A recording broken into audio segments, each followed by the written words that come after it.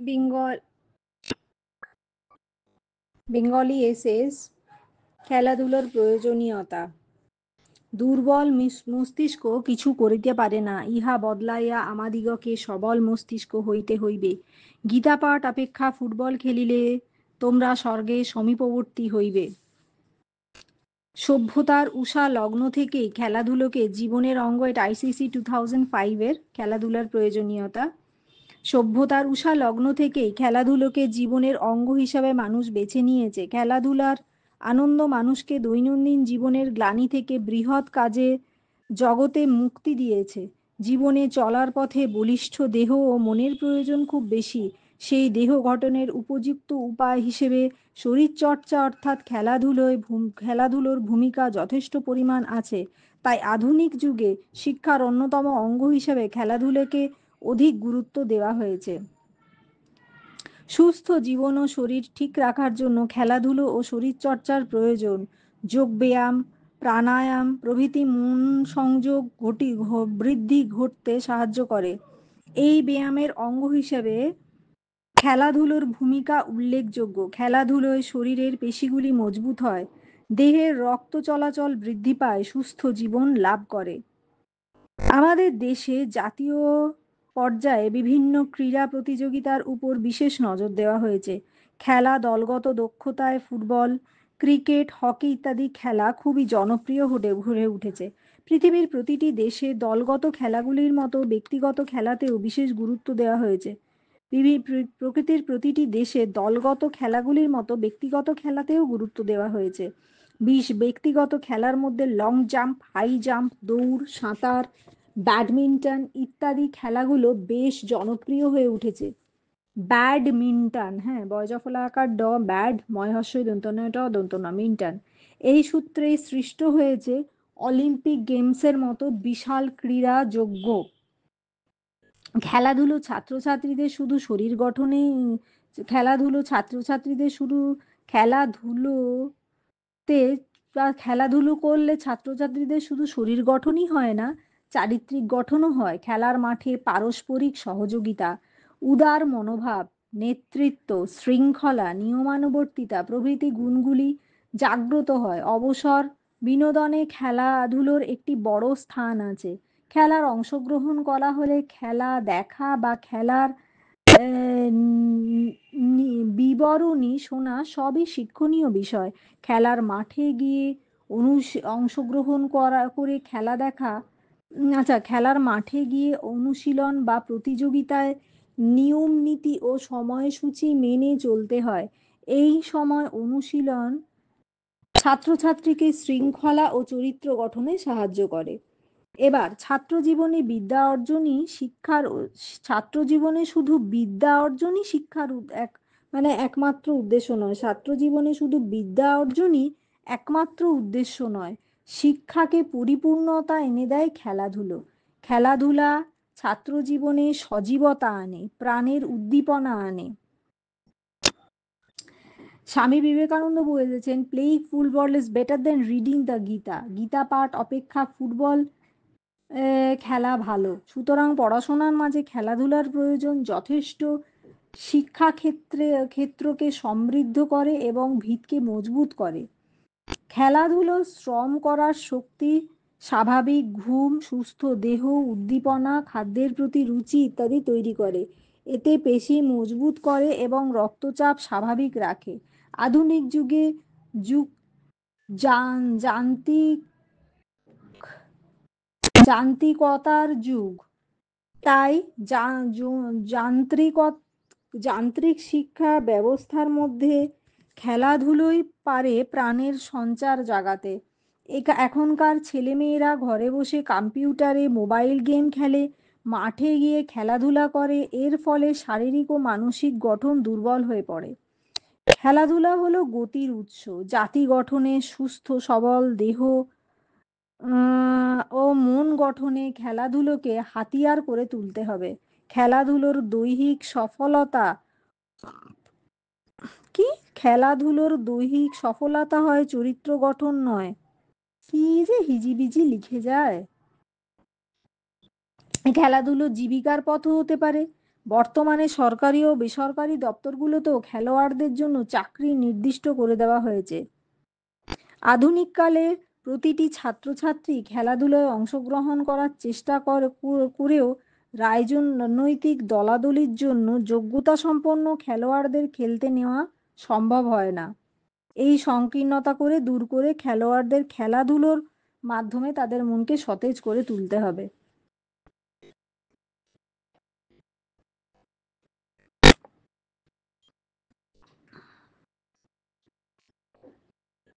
Next, একটি রিক্সাওয়ালার আত্মকাহিনী। এটা ICEC 2002 এর।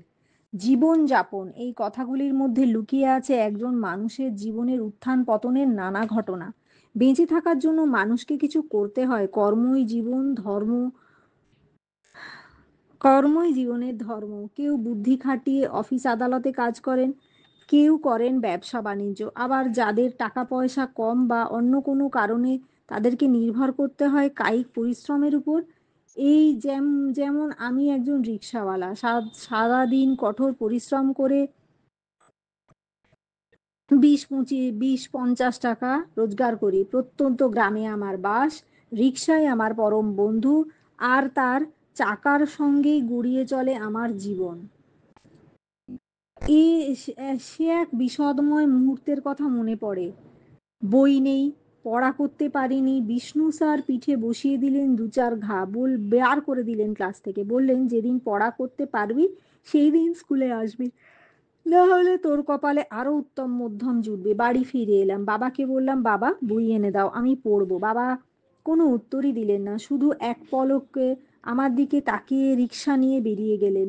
তখন বুঝিনি, এখন মাঝে মাঝে মনে পড়ে যায় বাবার সেই তাকানোর মুহূর্তকে। বুঝতে পারি এই তাকানোর মধ্যে লুকিয়ে ছিল কত দুঃখ, ক্ষোভ, অভিমান। একটা দিন অতিবাহিত হতে থাকে। বাবা আর বই এনে দিলেন না।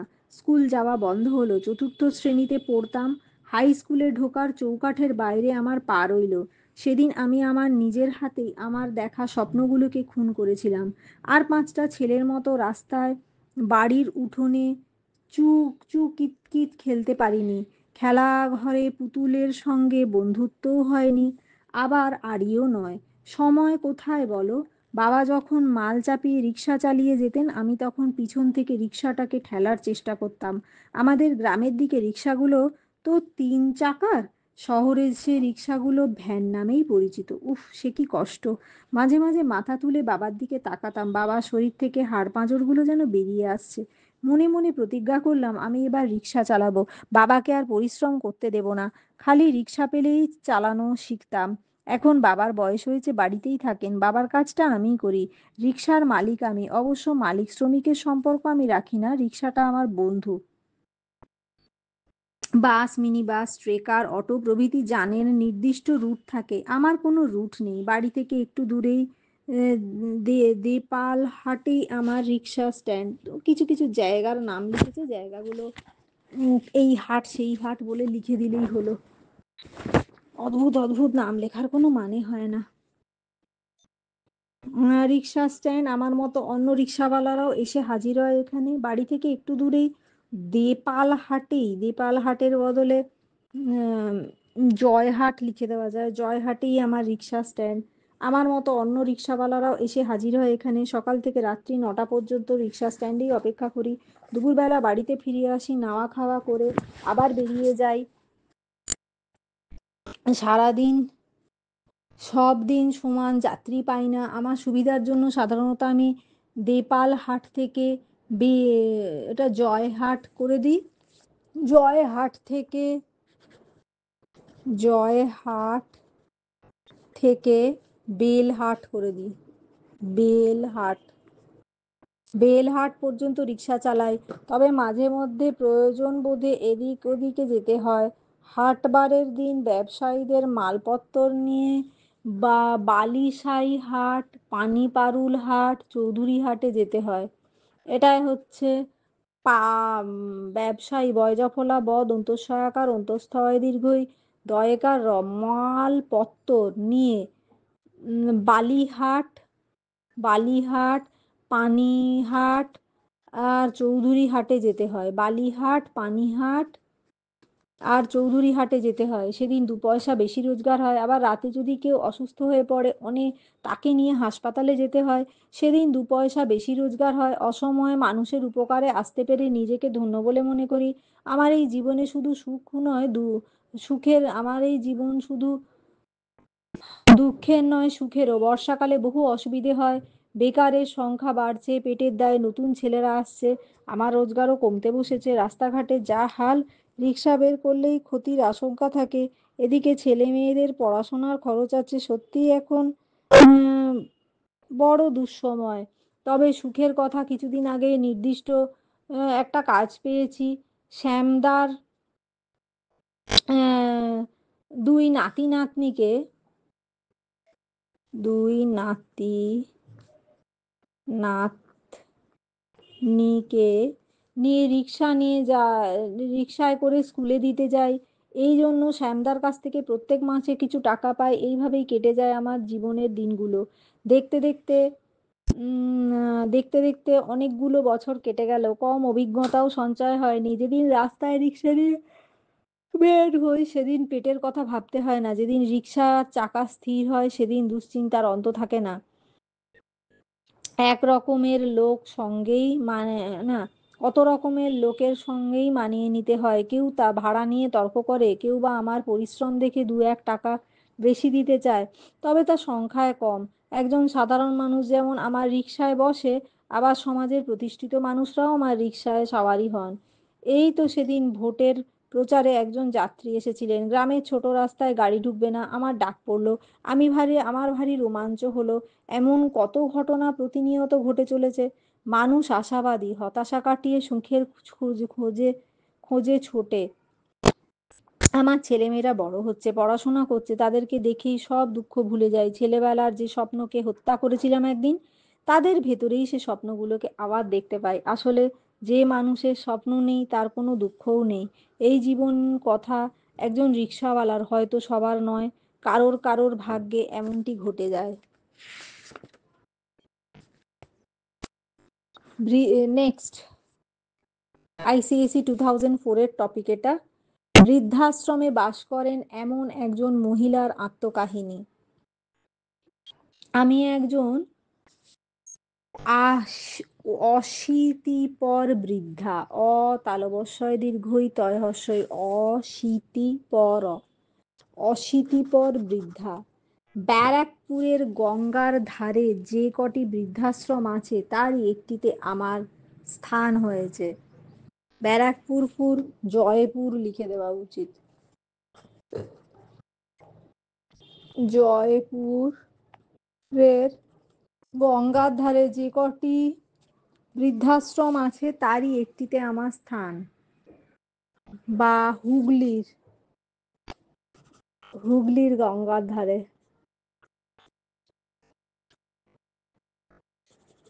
হাওড়া হাওড়ার হাওড়ার গঙ্গার ধারে হাওড়ার গঙ্গার ধারে যে কটি বৃদ্ধাশ্রম আছে, তারই একটিতে আমার স্থান হয়েছে। বৃদ্ধাশ্রমটির নাম আমরা কজন।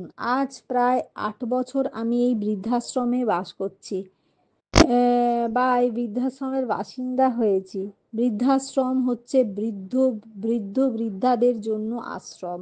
সংসারে যারা অবাঞ্ছিত, সংসারে যাদের প্রয়োজন ফুরিয়েছে, সংসারে যারা বোঝা স্বরূপ, তাদেরই আশ্রয় হয় এখানে। আমিও এর ব্যতিক্রম নই। আমাকেও একদিন আমার ইচ্ছের বিরুদ্ধে এই বৃদ্ধাশ্রমের বাসিন্দা হতে হয়েছিল। আমাদের এই বৃদ্ধাশ্রমের বাসিন্দা প্রায় 50 জন। সকলেরই অবস্থা আমার মতো। সকলেই সংসারের প্রিয়জনের কাছে পরিত্যক্ত। সকলেই জীবন সংগ্রামে হেরে যাওয়া সৈনিক।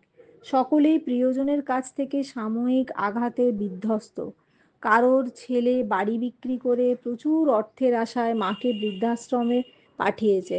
আবার কারোর বৌমা নিত্য নৈমিত্তিক অত্যাচারে বৃদ্ধ শাশুড়িকে বাড়ি ছাড়তে বাধ্য করেছে। কারো আবার অন্য কাহিনী যাই হোক না কেন, পরিণাম একই। সকলেই নিজের চিরপরিচিত সংসার রান্নাঘর থেকে উৎখাত বা বিতাড়িত। সেদিনগুলো এখনো আমার মনে খুব পড়ে। যেদিন আমার প্রথম সন্তান তরুণের জন্ম হলো সেদিন থেকে আমিও আমার স্বামী স্বপ্নে মশগুল ছিলাম। ছেলে বড় হবে, ভালো স্কুলে ভালো করে লেখাপড়া শিখবে, ডাক্তার হবে, ইঞ্জিনিয়ার হবে, ভালো চাকরি করবে, নামডাক হবে, গাড়ি হবে, নাতি নাতনি হবে। তাদের নিয়ে আমরা বাকি জীবনটা সুখে দুঃখে কাটিয়ে দেব। সবই ঠিক ছিল। তরুণ বড় হলো, ভালো স্কুলে ভর্তি হলো, ইঞ্জিনিয়ার হলো। পরে বাঙ্গালোরে পাড়ি দিল, চাকরি পেল। ঈশ্বরকে ধন্যবাদ জানালাম তার অপার করুণার জন্য। তারপর এক সময় তারই পছন্দ করা পাত্রীর সঙ্গে বিয়ে হয়ে গেল। এ পর্যন্ত সব ঠিকঠাক ছিল, কিন্তু এরপরেই শুরু হলো আমার জীবনের চরম বিপর্যয়ের দিন। যতদিন আমার স্বামী জীবিত ছিলেন, দীর্ঘই বয়স্যই ততদিন ছেলে বা ছেলের বউ মুখ খোলেনি। হঠাৎ হার্ট ফেল করে আমার স্বামী মারা গেলেন। শুরু হলো নানা উৎপীড়ন। হর্ষ খণ্ডত পয় দীর্ঘই র ডয় ডয় শূন্য র দন্ত ন। বাড়িতে রোজই পার্টি লেগে থাকতো, সঙ্গে চলতো গান বাজনা, অনেক রাত পর্যন্ত আমায় জেগে থাকতে হতো। তাই স্বাভাবিক কারণেই সকালে উঠতে দেরি হতো। সকালে উঠে চা প্রাতরাশ আমাকেই তৈরি করতে হতো। কাজের লোক আসতো দেরিতে, তাই কোনো কারণে দেরি হলে বৌমা চেঁচামেচি করে সারা বাড়ি মাথায় করতো। সব দেশে এসে পড়তো আমার উপর। ছেলেকে কিছু বলতে গেলে সে বলতো, একটু অ্যাডজাস্ট করে চলতে পারো না? অ্যাডজাস্ট কথাটা লেখার দরকার নেই, মানিয়ে চলতে পারো না? তোমাদের নিয়ে এই একটাই বড় সমস্যা, পুরাতন ধ্যান ধারণা নিয়ে তোমরা বেঁচে থাকতে চাও, আমাদের দিকটাও তো একবার ভাববে। এইভাবে বেশ কয়েকটি বছর কেটে গেল, কিন্তু ধৈর্যের ধয়ৈকার অন্তস্থ জয় রেফা একার একটা সীমা থাকে। একদিন সেই ধৈর্যের বাঁধ ভাঙলো, মনোমালিন্য চরমে উঠল। বৌমা ছেলের কাছে নালিশ করলো সংসারে দুজনের মধ্যে একজনের জায়গা হবে, সুতরাং আমাকে তাড়াবার ব্যবস্থা চলতে লাগলো। ঠিক হলো আমাকে কোনো বৃদ্ধাশ্রমে রেখে আসা হবে, মাসে মাসে একটা টাকা জমা দিয়েই দায়িত্ব খালাস, সংসারের সব দায়িত্ব শেষ। অবশেষে তরুণ একদিন কথাটা আমার কাছে বলল। আমি ভেবে দেখলুম এই ব্যবস্থাই ভালো। স্বামীর ভিটে ছেড়ে বৃদ্ধাশ্রমে থাকতে আমার মন চাইছিল না, তবু আমি রাজি হলাম ছেলের সুখের কথা ভেবে। কেবল প্রচণ্ড কষ্ট হলো আমার 3 বছরের নাতিটার জন্য, তার সঙ্গে তো আর দেখা হবে না।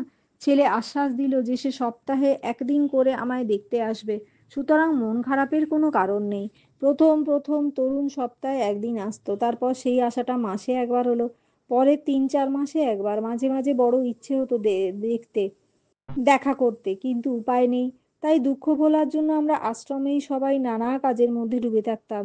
কেউ ছেলের এবং বৌমার অমানবিক আচরণ আমি কোনোদিনও কিন্তু ছেলের এবং বৌমার অমানবিক আচরণ আমি কোনো দিনও মেনে নিতে পারিনি।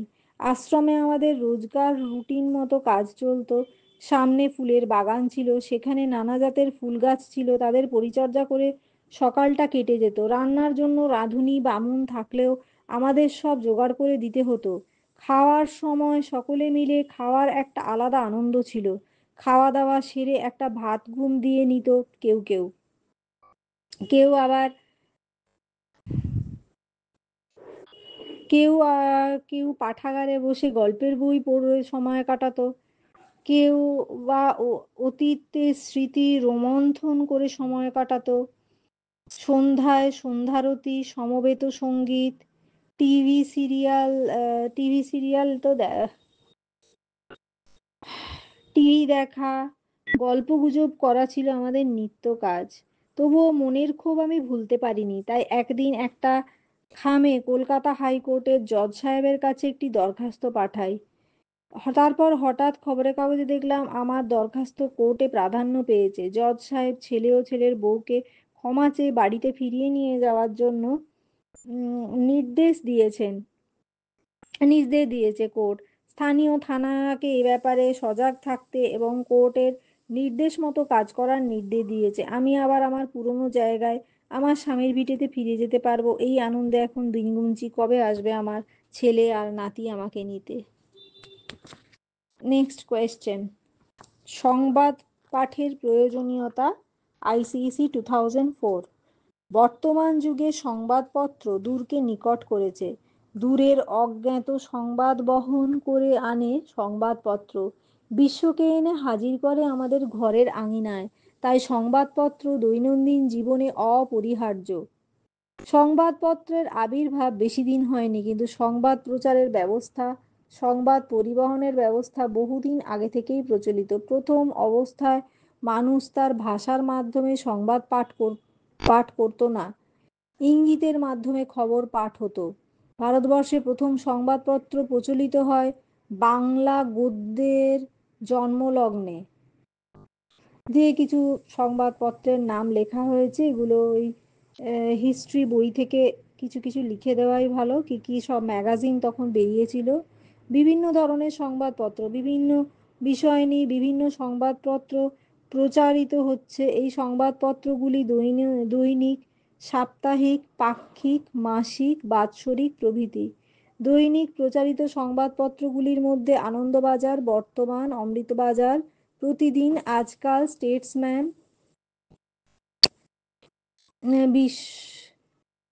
বিশ্বামিত্র প্রভৃতি। এছাড়া কি বলে, চলচ্চিত্র বিষয়ক আন্দোলক, খেলাধুলো বিষয়ক, আজকাল ইত্যাদি পত্রিকাও আছে। কি কি খবর থাকে সংবাদপত্রে? সাধারণত প্রচারিত হয় রাজনীতি, সমাজনীতি, ব্যবসা বাণিজ্য, খেলাধুলো, যুক্তি যুক্তি বিগ্রহ, সিনেমা, থিয়েটার, বিমান প্রভৃতি বিষয়ের খবর। এছাড়া থাকে ব্যক্তিগত কলম, পাত্রপাত্রীর খোঁজখবর, কর্মখালির বিজ্ঞাপন ইত্যাদি। গণতন্ত্র প্রতিষ্ঠার ক্ষেত্রে সংবাদপত্রের ভূমিকা অতি গুরুত্বপূর্ণ। যে নিরপেক্ষভাবে গণদেবতা ও সরকারের সমালোচনা করে। বর্তমানে পৃথিবীতে রাজনীতি ও অর্থনীতির চর্চায় সংবাদপত্র প্রধান স্থান অধিকার করেছে।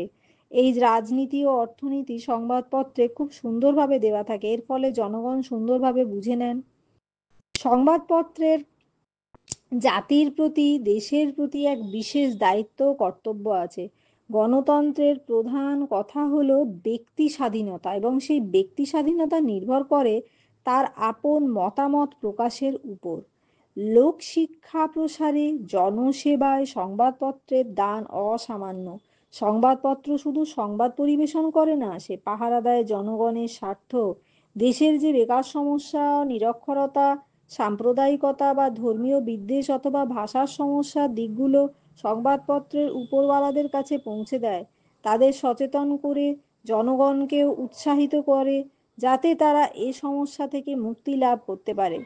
সংবাদপত্র আমাদের যেমন মঙ্গল সাধন করেছে, তেমনি এর দ্বারা অমঙ্গলও সাধিত হয়েছে। সংবাদপত্রের পরিচালক মণ্ডলী সংবাদপত্রের মহৎ উদ্দেশ্য ভুলে গিয়ে অনেক সময় দলগত এবং সম্প্রদায়গত স্বার্থসিদ্ধির জন্য সংবাদপত্রকে নিজের অস্ত্র হিসেবে ব্যবহার করে। এর ফলও কখনো ভালো হয় না। সংবাদপত্র যত নির্ভীক ও নিরপেক্ষ হবে, তত বেশি দেশের ও জাতির মঙ্গল হবে। অবশ্য এর জন্য পরিচালক মণ্ডলীকে আরও বেশি নির্ভীক ও ঘনিষ্ঠ হতে হবে, তবেই সংবাদপত্র দেশের কল্যাণ সাধন করতে পারবে।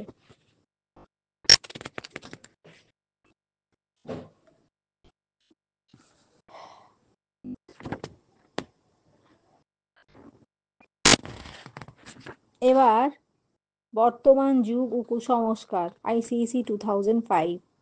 বিজ্ঞান দিয়েছে বেগ, কিন্তু কেড়ে নিয়েছে আবেগ। অথচ সেই বিজ্ঞানের যুগেও আমরা যুক্তিতর্কের ঘোড়াটপ এড়িয়ে, ঘয়কার রয়াকার টয়কার এড়িয়ে এমন অনেক জিনিস বিশ্বাস করি যাদের বাস্তবে কোনো অস্তিত্ব নেই। বিজ্ঞান শব্দের অর্থ হলো বিশেষ রূপ জ্ঞান। শিক্ষার উদ্দেশ্য হলো শিক্ষার্থীর মানসিক অবস্থা অনুযায়ী তাকে জ্ঞানী করে তোলা। পৃথিবীর চারদিকে রহস্য অবগুণ্ঠনে আবৃত। বিজ্ঞানের দৃষ্টি দিয়ে এই রহস্য অবগুণ্ঠন উন্মোচিত করতে হবে। অবগুণ্ঠন মানে ঘুমটা। সত্যের কষ্টি পাথরে ঘষে সবকিছুকেই যাচাই করে নেওয়া বিজ্ঞানের ধর্ম। সমস্ত যে কোনো বিষয়কে কষ্টি পাথরে ঘষে যাচাই করে নেওয়াই বিজ্ঞানের ধর্ম। কিন্তু মানুষ চির অনুসন্ধিৎসু মনের বিপরীত দিকে কিন্তু মানুষের চির অনুসন্ধিৎসু মনের বিপরীত দিকে আরেকটি জিনিস হয়েছে, তা হলো সংস্কার। যুক্তিতর্কের ধারে না এইসব সংস্কার। দ্বিধা জড়িত চিত্তে অনেক মানুষই এইসব সংস্কারকে অস্বীকার করতে পারে না। তাই হাঁচি কাশি পাঁজি নিয়ে সে স্বয়ং সয়াকুল। দন্তস্ব অনুস্বার তালবস্য অন্তঃস্থকার কয়হস্য ল স্বয়ং সয়াকুল হয়ে পড়ে। কোনো বিশেষ তিথি কোনো শুভ কাজে যাত্রা করতে নেই।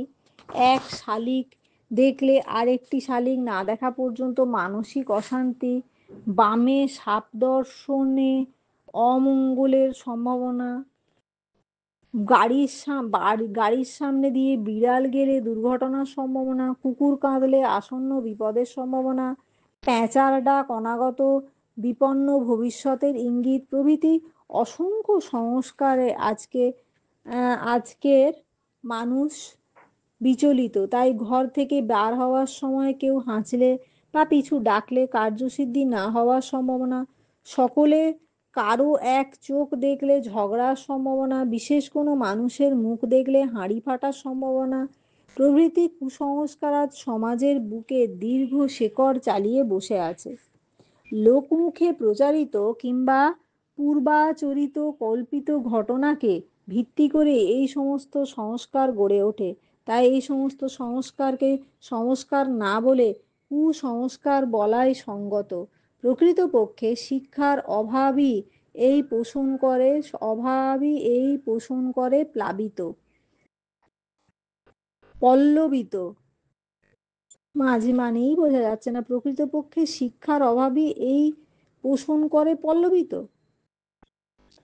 উফ, চেতনাহীন মানুষ ভয়ের শিকার হয়ে এই সমস্ত কুসংস্কারকে পোষণ করে চলে। এই লজ্জাকর ঘটনা ঘটে গেলে গণেশের দুধ খাওয়াকে এই এক লজ্জাজনক ঘটনা ঘটে গেল গণেশের দুধ খাওয়াকে কেন্দ্র করে।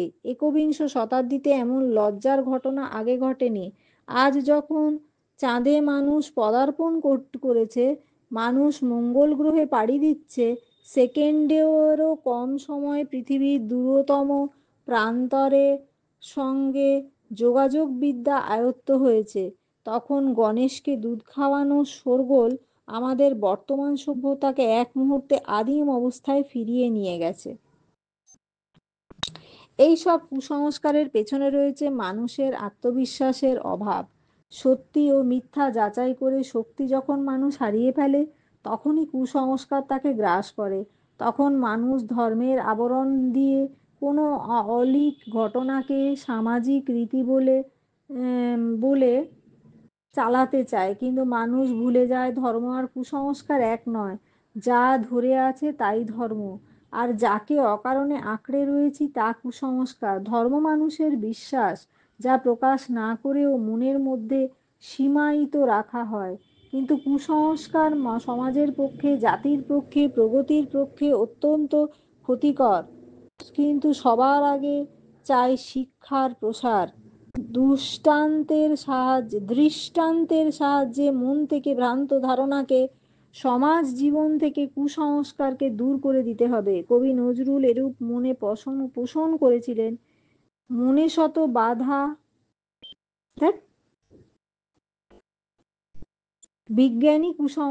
একমাত্র বিজ্ঞানী কুসংস্কারের হাত থেকে মানুষকে বাঁচাতে পারে।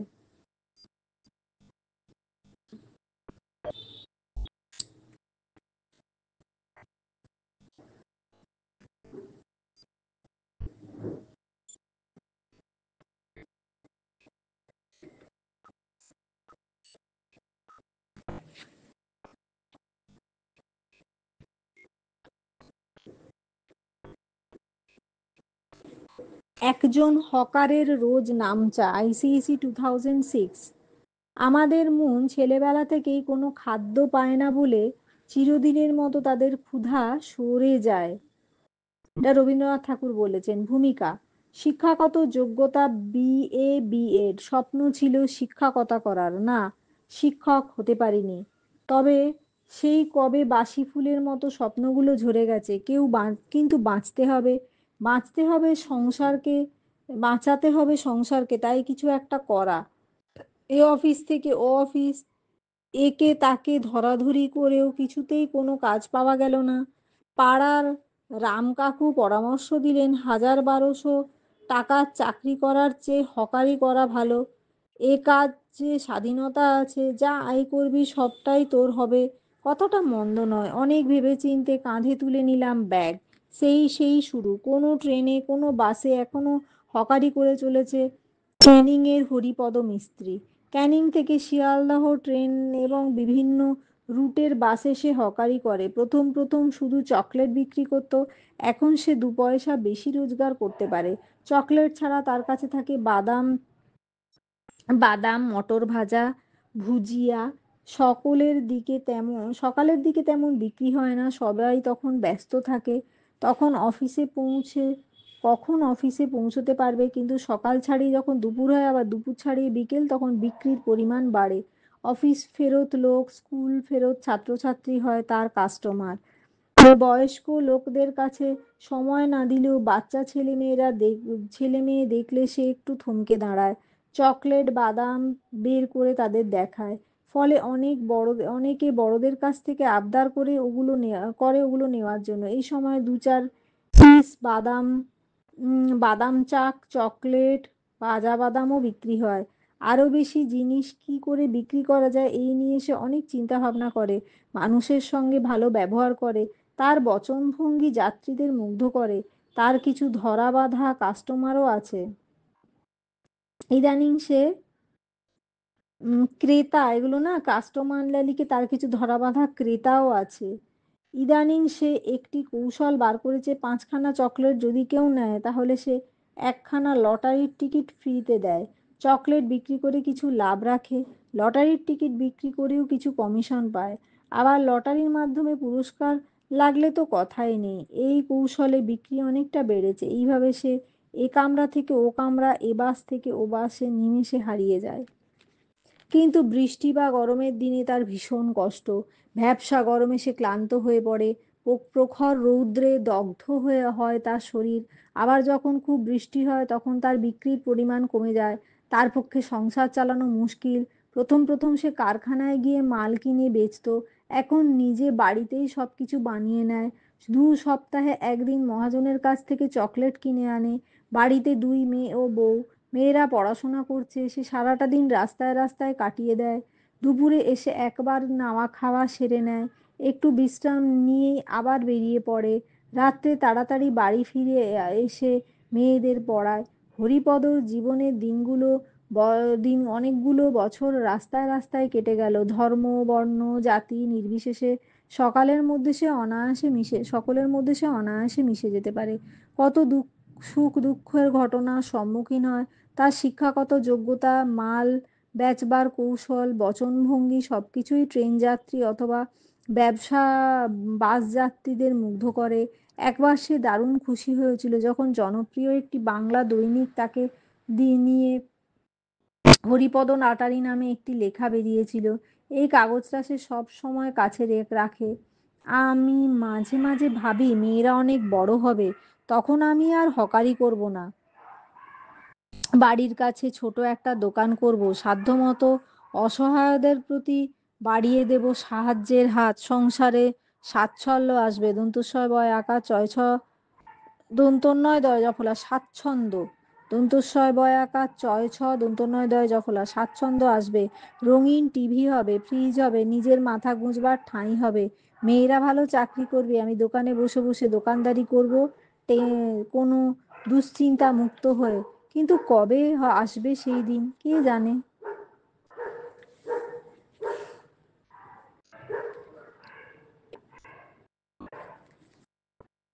একটি ছুটির দিনের উপলব্ধি। আইসিএসি 2006। দৈনন্দিন গতানুগতিক জীবনে একটি ছুটির দিন যেন গ্রীষ্মের দমবন্ধ করা দুপুরের পর সহসা ফুরফুরে দক্ষিণা বাতাস। একটি ছুটির দিন, তাই প্রচণ্ড কর্মব্যস্ততার মাঝে ক্লান্তি আ অপনোদনের দিন। অপনোদনের দিন, অপ দন্তনায়িকা দ দন্তনায়িকা অপনোদনের দিন। কারণ ছুটির আনন্দ মুক্তির আনন্দ, তাই সারা সপ্তাহের ক্লান্তির ভাব হালকা করে নেওয়ার জন্যই ছুটির প্রয়োজন। গতানুগতিক ছুটি অপেক্ষা হঠাৎ ছুটি পাওয়ার একটা আলাদা আনন্দ আছে। ধর্মঘট বা অন্য কিছু যদি হঠাৎ কিছু ছুটি পাওয়া যায়, তবে তবে তা আমেজটাই আলাদা। এরকমই একটা ছুটি পেয়ে গেলাম হঠাৎ প্রবল বর্ষণে। ছুটির দিন মানে বন্ধু বান্ধবের সঙ্গে জমিয়ে গল্প করার দিন, প্রিয় সুখের শখের চর্চা করার দিন, ভালোবেসে সবাইকে নিয়ে ভোজনের দিন, আর সেই সঙ্গে খোশ গল্পের দিন, আড্ডা দেওয়ার দিন, ঘুরে বেড়ানোর দিন। আসলে ছুটি মানেই বাঁধা ধরা গণ্ডির বাইরে স্বাধীনভাবে ঘুরে বেড়াবার দিন, অফুরন্ত অবসরের দিন, মানুষের কাছে অসীম আনন্দের দিন। সে দিনটা ছিল মেঘলা, সকাল থেকে আকাশে সূর্যদেবের দেখা পাওয়া ভার। সাত সকালে তাই লেখাপড়া সঙ্গ করে জানলার ধারে বসলাম, লেখাপড়া সাঙ্গ করে, দন্তস্বয়াকার উময় গ। দিনটা যেন এক মোহ বিস্তার করে আমাকে হাতছানি দিয়ে ডাকছিল। তখন গুড়ি গুড়ি বৃষ্টি শুরু হয়ে গেছে, দমকা হাওয়া বইছে, হঠাৎ একটা দমকা বাতাস, বৃষ্টির ঝাঁট আমাকে ভিজিয়ে দিয়ে গেল। এরকম পরিবেশে মনটা কবি কবি হয়ে উঠল। হঠাৎ মনে পড়ে গেল কবিগুরুর কবিতার দুটি পঙক্তি। কোনো বৃষ্টি নিয়ে গান গান, আজ ধরো ধরো মুখর বাদল দিনে, কবি ঠাকুরের সেই রবীন্দ্রসঙ্গীত। ছাওয়ান গাগানে ঘোর ঘন ঘটা, নিশীথ ইয়ামিনীর, এইসব। ওগো আজ তোরা যাসনি ঘরের বাহিরে। সত্যি যখন বাইরে যাওয়ার মানসিকতা, তখন বাইরে যাওয়ার মানসিকতা ছিল না। ভীষণ শব্দ শব্দে কাছে কোথাও বাজ পড়লো, সেই সঙ্গে উদ্দাম হাওয়া আর ঝমঝম বৃষ্টি ধারাপাত। বিশাল দৈত্যের মতো গাছগুলো অপরূপ ভঙ্গিমায় নুয়ে পড়ে, যেন সকরুণ মিনতি জানাচ্ছে। দন্তস্বয় ব ক রহস্য মূর্ধন্য। কার কাছে কে জানে। মেঘ মেদুর আকাশের শ্যামল কৃষ্ণ আভা যেন মনে করিয়ে দেয় ঘনশ্যাম কৃষ্ণকে। মনে পড়ে যায় আরও এক মুহূর্তের কথা, আষাঢ় মাসের মেঘের উন্মেষে বিরহী যক্ষের সেই অমর অভিব্যক্তির চিরন্তন কাহিনী প্রারম্ভক্ষণ।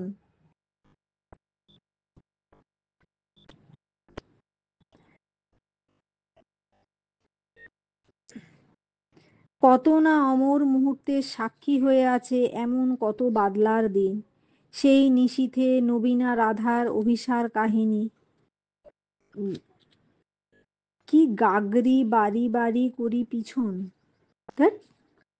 অথবা নিদ্রামগ্ন শবনারী বিনিদ্রিত শিখি পুচ্ছচূড় মোহিনীর মৃদুমন্দ বিস্ফোরিত নাসা কম্পিত অগ্নি অক্ষিপদ্ম নির্বাণ নির্বাণোন্মুখ দীপাবলিকে চিত্রিত সেই একান্ত সজীব মহাকাব্য। হ্যাঁ, এটা কি?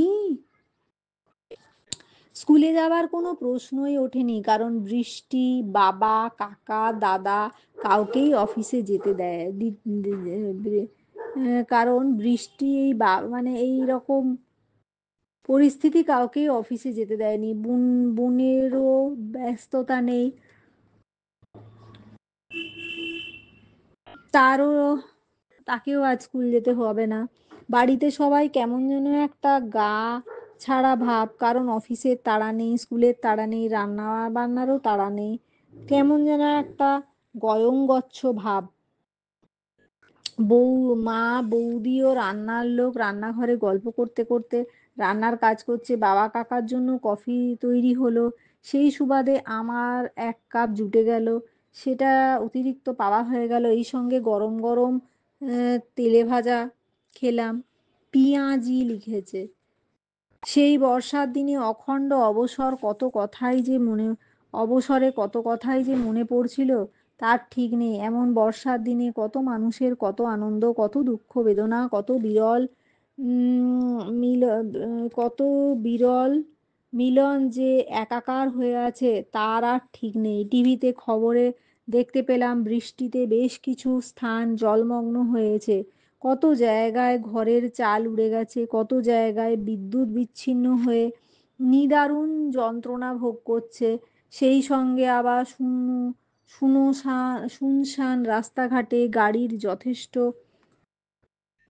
নাজেহাল অবস্থা, লোকজনের কাকভেজা হয়ে বাড়ি পথে যাত্রা করা, বাস ট্রাম না পেয়ে হাপিত্যেশ করে দাঁড়িয়ে থাকা, সবই দেখতে দেখতে সময় কেটে গিয়ে কখন যে সন্ধ্যা হয়েছে বুঝতে পারিনি। মাঝে 3-4 জন বন্ধুর সঙ্গে ফোনে কথা বলে নিঃসঙ্গতাকে একটু হালকা করে নিয়েছি। দন্তন্যস্যই বিসর্গ দন্তস্ব উময় গ তয়াকার কয়েকার। ঘরের মধ্যে আটকা পড়া গুমোট ভাবটা কিছুটা কেটেছে। বাইরে তখনও বৃষ্টি পড়ে চলেছে। বিকেলের টিফিনে মুড়ি তেলে ভাজা ও গরম চা যেন অমৃত বলে মনে হলো। মাঝে মাঝে টিভির দিকে চোখ পড়লো, বেশ একটা রোম্যান্টিক সিনেমা। না একটা হাসির না একটা একটা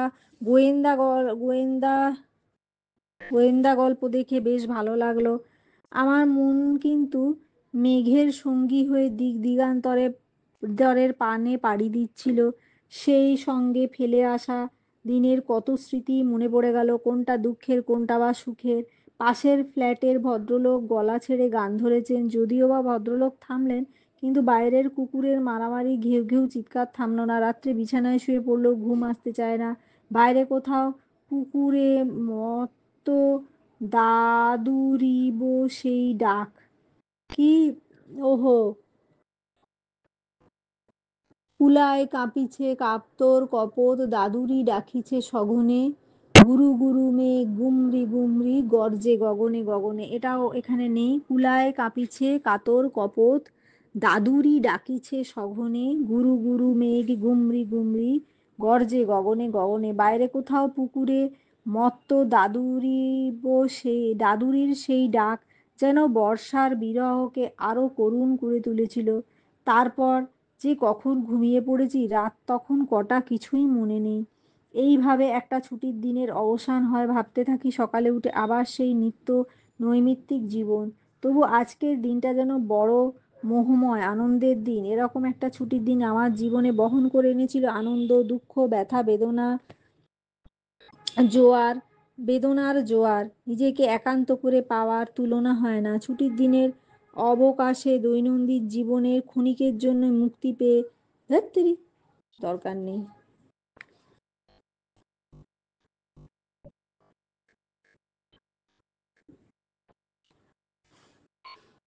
বিজ্ঞান দিয়েছে বেগ, কেড়ে নিয়েছে আবেগ। আইসিএসি 2007। প্রগতির পথে মানুষের যাত্রা সম্ভব করেছে বিজ্ঞান। শিক্ষা, স্বাস্থ্য, শিল্প, এক কথায় জীবনের সর্বক্ষেত্রে বিজ্ঞানের আলাদিনের আশ্চর্য প্রদীপের ছোঁয়া এনেছে। আজ কিছু বিজ্ঞানের অবদানে আজ কিছু বিজ্ঞানের অবদান প্রশ্ন চিহ্নের সম্মুখীন। একদিকে মানুষের হাতে এর অপব্যবহার, অন্যদিকে বিজ্ঞানের নিজস্ব নেতিবাচক প্রভাব, সব মিলিয়ে বিজ্ঞানকে কেন্দ্র করে আশঙ্কা উত্তরোত্তর বেড়েই চলেছে। বিজ্ঞানকে বাদ দিয়ে 21 শতকে মানব সভ্যতাকে ভাবাই যায় না। চিকিৎসা বিজ্ঞানের অভাবনীয় উন্নতি বহু কঠিন দুরারোগ্য ব্যাধির হাত থেকে মানুষকে রক্ষা করেছে। উচ্চ ফলনশীল বীজ, উন্নত সার ও প্রযুক্তিবিদ্যা প্রয়োগে মানুষ কৃষক ক্ষেত্রে এনেছে সবুজ বিপ্লব। শিল্প বিপ্লবের পর থেকে যন্ত্র সভ্যতায় উন্নতি ঘটেছে। কম্পিউটার সৃষ্টি করেছে নতুন যুগ। নতুন এই উন্নতির তীব্র গতি জন্ম দিয়েছে কিছু অনিশ্চয়তা আর আশঙ্কার। সেই আদিমকাল থেকেই পশু শিকার করে বেঁচে থাকার সময় থেকে শক্তির প্রদর্শন করছে মানুষ। এই শক্তির প্রদর্শনের মানসিকতাই আধুনিকতম রূপ সাম্রাজ্যবাদ। ক্ষমতা লিপ্সু আধুনিক মানুষ এক্ষেত্রে হাতিয়ার করেছে বিজ্ঞানকে। হিরোশিমা নাগাসাকি থেকে ইরাক, বিজ্ঞান মারণাস্ত্র হিসাবে প্রয়োগের নির্লজ্জ উদাহরণ। একদিন পাহাড় ফাটিয়ে রাস্তা নির্মাণের জন্য ডিনা ডিনামাইট আবিষ্কার হয়েছিল, আজ তার ব্যবহার হচ্ছে মানব নিধনে। ভোগের অসংখ্য উপকরণ মানুষকে ক্রমশ বস্তু সর্বস্ব হৃদয়হীন করে তুলেছে। বিলাস আর স্বাচ্ছন্দ্য মানুষকে গ্রাস করেছে। দন্তুস্বয় বয়াকার চয় ছ দন্ত নয় দয়জ ফোলা। প্রতিদিনকার নিত্য নতুন চাহিদা নিয়ন্ত্রণ করতে সে ব্যর্থ হচ্ছে। ফলে অসাধুতা, মূল্যবোধের অভাব, ঈর্ষা ইত্যাদির কালো ছায়া মানুষকে গ্রাস করছে। মানুষের মধ্যে সূক্ষ্ম হৃদয়বৃত্তি, প্রেম, প্রীতি, ভালোবাসার বিলোপ ঘটছে। মানুষ ক্রমশ যান্ত্রিক হয়ে উঠছে। সবুজের ধ্বংস, মারণাস্ত্রের আবিষ্কার মানুষকে ধ্বংসের দিকে ঠেলে দিয়েছে। সমাজকে সুন্দর করে তোলার জন্য বিজ্ঞানের প্রয়োজন, কিন্তু বিজ্ঞানই সব নয়। বিজ্ঞানের আবিষ্কারের সঙ্গে সঙ্গে আদর্শ ও মূল্যবোধও জাগরিত করতে হবে। যন্ত্র সভ্যতার জন্য বিজ্ঞানের প্রয়োজন, কিন্তু সেই সঙ্গে প্রয়োজন মানুষের মধ্যে প্রেম, প্রীতি, ভালোবাসার বিস্তার। বিজ্ঞান আজ মুহূর্তে এক স্থান থেকে অন্য স্থানে মানুষকে পৌঁছে দিতে পারে, কিন্তু মানবিক সূক্ষ্ম হৃদয়বৃত্তি জাগরণ করতে পারে না।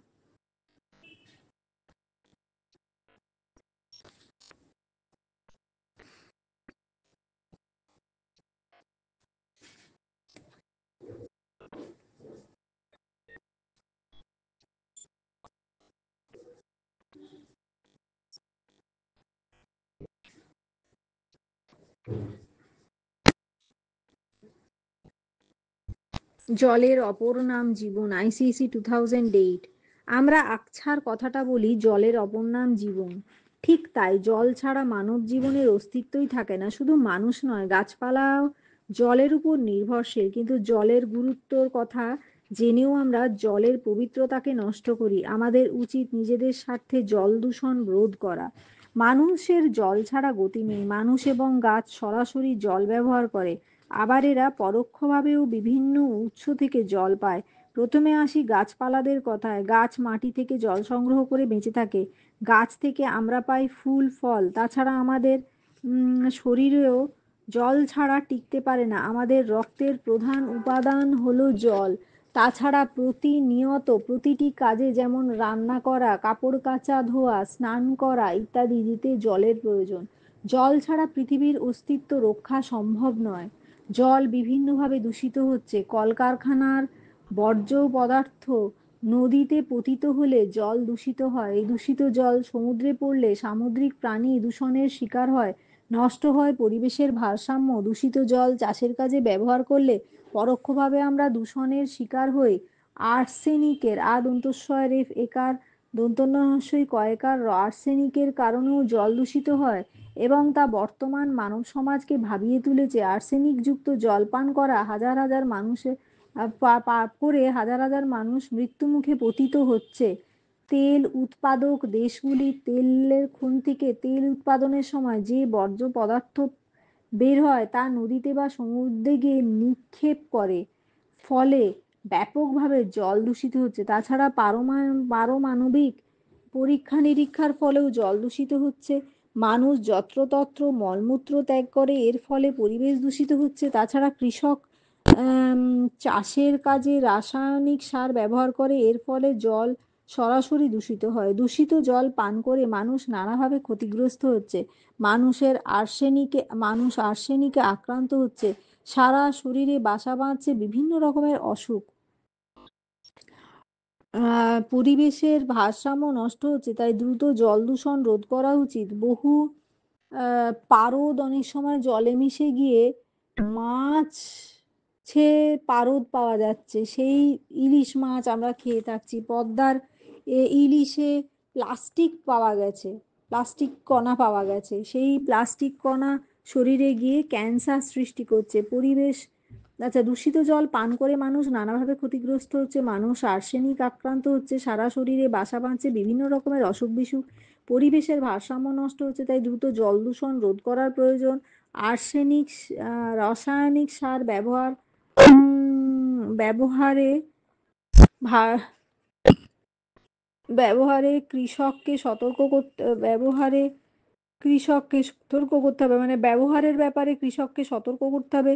যেখানে সেখানে মলমূত্র ত্যাগ করা যাবে না। কারখানার বর্জ্য পদার্থ বর্গের জয় রের জফলা পদার্থ নদী বা সমুদ্রে নিক্ষেপ না করে অন্যত্র ফেলার ব্যবস্থা করতে হবে। সর্বোপরি জল দূষণ সম্পর্কে সাধারণ মানুষকে সচেতন হতে হবে। জল দূষণ মানব অস্তিত্বকে বিপন্ন করে দেয়, একে রোধ করা প্রয়োজন।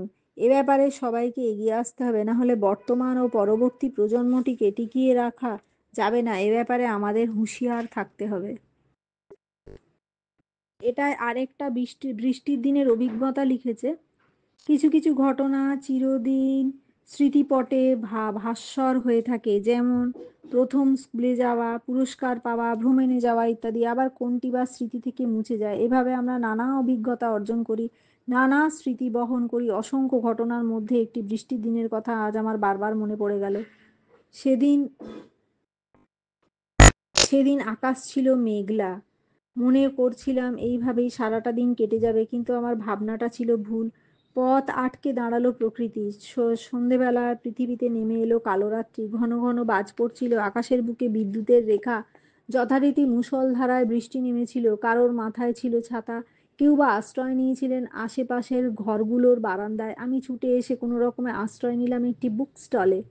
বৃষ্টির ধারা বেড়েই চলেছে। মুহূর্তের মধ্যে পথগুলো হলো জনমানব শূন্য। জলের ঝাপটা গায়ে আসছে, পায়ের নিচে খেলা করছে জল।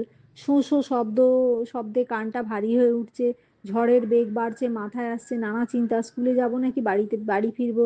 এতক্ষণে বোধহয় ঘরে জল ঢুকতে শুরু করেছে। রাস্তায় জল জমেছে, হাঁটু অবধি প্যান্ট গুটিয়ে নিয়েছি। দোকানদারদের মাথায় হাত। অনেকগুলো বই বৃষ্টির জলে ভিজে গেছে। মাঝে মাঝে বাস ট্যাক্সি জল ভেঙে ক্লান্ত। আচ্ছা, ট্যাক্সি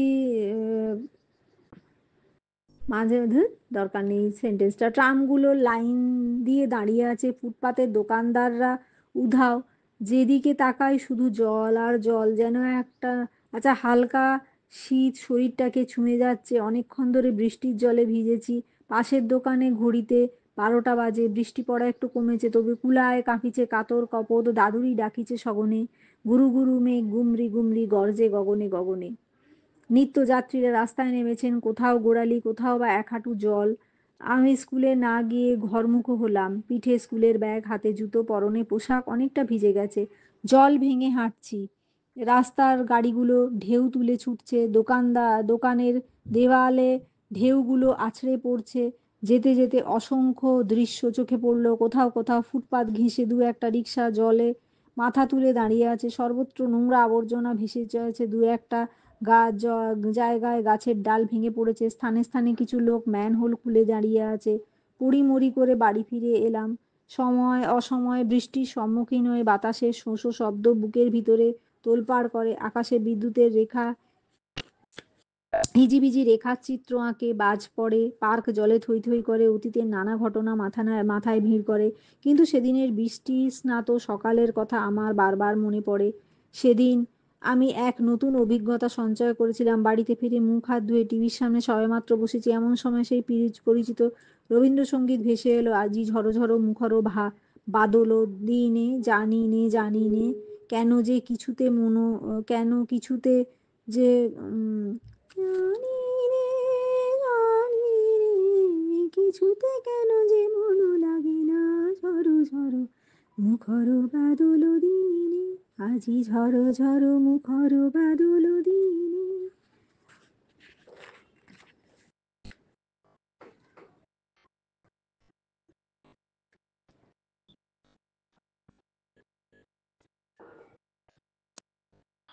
মেলা হলো মানুষের মিলন ক্ষেত্র। আইসিসি 2009। সারা বছর ধরে শুধু কলকাতায় নয়, সারা ভারতে বিভিন্ন স্থানে বিভিন্ন মেলা বসে থাকে। আমরা স্কুল থেকে গ্রুপ করে প্রায়ই মেলা দেখতে যাই। মানে স্কুল থেকে সবাই মিলে প্রায়ই মেলা দেখতে যাই। শরীরকে বাঁচিয়ে রাখার জন্য যেমন খাদ্যের প্রয়োজন, ঠিক মনকে সুস্থ রাখার জন্য চাই মনের খোরাক। তাই মানুষ তা সংগ্রহ করে নানা উৎস থেকে। কেউ সিনেমা নাটক থিয়েটার দেখে, কেউ বা মেলায় যায় প্রদর্শন দেখতে। মেলার থেকে মেলা থেকে মানুষ হাতে নাতে শিক্ষা পায়, যে শিক্ষা পাঠ্যপুস্তক বা উপদেশ শুনে আহরণ করা যায় না। গত বছর জানুয়ারি মাসে আমরা নবম শ্রেণীর মেয়েরা কলকাতায় বইমেলায় গিয়েছিলাম। সেখানে বইমেলা আর ময়দান, এখন সেই বইমেলার ময়দানে হয় না, ইস্টার্ন বাইপাসে সোনার বাংলা হোটেলের পিছনে বিশাল জায়গা জুড়ে বইমেলা হয়। এবারে বইমেলার থিম ছিল আয়ারল্যান্ড। আয়ারল্যান্ড বুক স্টলটি সত্যি দেখবার মতো ছিল। ভিতরে ঢুকে বিস্ময়ের পর বিস্ময়, যতদূর চোখ যায় খালি বইয়ের স্টল আর স্টল। তাদের আকার আকৃতি, ডেকোরেশন, মানে আকার আকৃতি এবং সাজসজ্জা প্রত্যেকেরই আলাদা। ভারতের প্রায় সব প্রদেশ থেকেই প্রকাশকরা তাদের বই নিয়ে, সম্ভার নিয়ে বইমেলায় হাজির হয়েছিল। একসঙ্গে Oxford book house, Oriental, Dey book store, Mitra and Ghosh, Karuna Prakashani, Asha book agency, Chakraborty and Chatterjee, Rupa publication, Penguin books ও আরও অনেকে। এবার বইয়ের স্টল সংখ্যায় ছিল 1,000-এরও বেশি। এই সঙ্গে ছিল little magazine stall, ice cream stall, Benfish stall এবং সফট ড্রিঙ্কসের স্টল। বইমেলায় লেখক, প্রকাশক ও পাঠকদের মিলনস্থান। বইয়ের প্রতি মানুষের, বইমেলা হলো লেখক, প্রকাশক ও পাঠকদের মিলনস্থান। বইয়ের প্রতি মানুষের আসক্তি দিন দিন বাড়ছে। তাছাড়া বইমেলার বই কেনার মজাই আলাদা। দূর দূরান্ত থেকে বইপ্রেমীরা আসে এই বইমেলায়। প্রিয় বই কেনার জন্য লাইন দেয়, তারপর খুঁজে বেড়ায় প্রিয় বইটিকে। চেনা অচেনা অসংখ্য বইয়ের মধ্যে পছন্দ মতো বইটি তুলে নেয়। কাগজে বিজ্ঞাপন দেখে পাঠকরা সচেতন হয়ে ওঠে। প্রকাশকরা পাঠকদের হাতে সব রকম বই তুলে দেবার সুযোগ পান। বইমেলার অনেক স্টলেই লেখকরা উপস্থিত থাকেন, প্রিয় পাঠককে অটোগ্রাফ দেন। পাঠক ও লেখকদের মধ্যে স্থাপিত হয় ঘনিষ্ঠ সম্পর্ক। তাই বইমেলা হচ্ছে লেখক, প্রকাশক ও পাঠকদের মিলনস্থল। তাই বইমেলার প্রয়োজনীয়তা অনস্বীকার্য। প্রয়োজনীয়তা। সব মেলার মতো বইমেলাতেও এক উৎসব মুখর পরিবেশ সৃষ্টি হয়। মানুষের কলকাকলিতে পূর্ণ হয়ে ওঠে মেলা প্রাঙ্গণ। একটি বেশ খুশি খুশি ভাব, হই হুল্লোড়, খাওয়া দাওয়া, ছবি তোলা, প্রিয়জনের সঙ্গে নির্ভেজাল সময় কাটানো। মেলায় কেউ প্রবেশ করে, আবার কেউ বা বের হয়। মাইকের মাধ্যমে প্রচারিত হয় হারিয়ে যাওয়া প্রিয়জনের নাম ঠিকানা। সমস্ত মেলা প্রাঙ্গণ জুড়ে দেখা যায় উৎসবের মেজাজ। কিন্তু মেলা শেষে সেখানে বিরাজ করে এক অদ্ভুত রিক্ততা, রহস্যই তয়াকার। চারিদিকে ছড়ানো ছেটানো বাঁশ, কাঠ, ত্রিপল, কাগজ, কাঠের টুকরো, যেখানে সেখানে গর্ত। এটা একটা বোবা কান্না যেন চারিদিকে গ্রাস করে বসে।